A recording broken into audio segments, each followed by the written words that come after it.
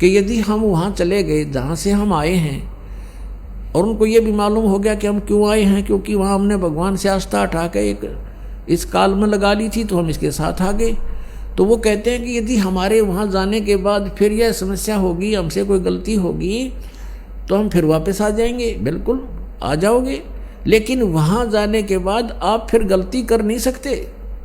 क्यों नहीं कर सकते? क्योंकि आप यहाँ के कष्टों से परिचित रहोगे। अब जैसे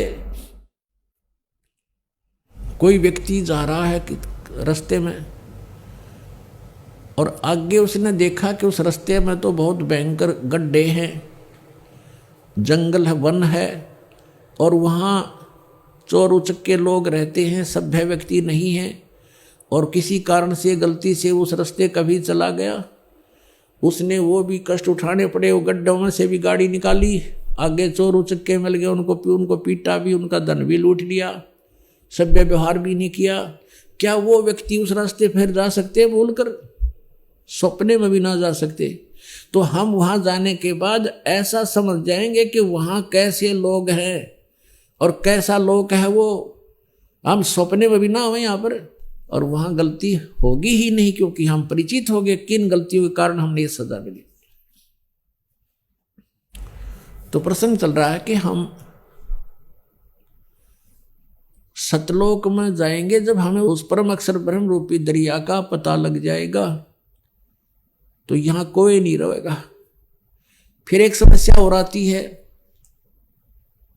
जो तत्व ज्ञानहीन व्यक्ति हैं वो कहते हैं, जैसे हमारे भक्त पहले दास के साथ भी ऐसे बीता समझाया करते थे, किसी को, अपने मित्र को, रिश्तेदार को समझाने की चेष्टा करते थे, तो वो ये प्रश्न करते थे कि एक बात बता, यदि हम सभी यहाँ से चले गए सतलोक में तो पृथ्वी पर कौन रहेगा?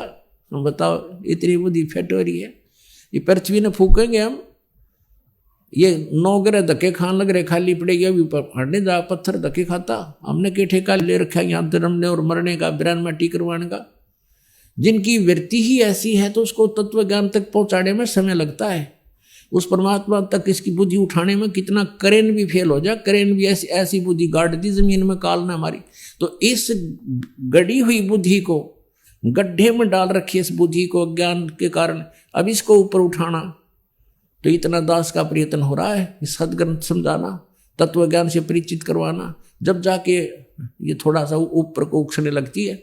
इतनी कंडम करके डाल रखे न ज्ञानी ऋषि में, ऋषियों ने भट्ठा बैठा रखा है इस मानव का।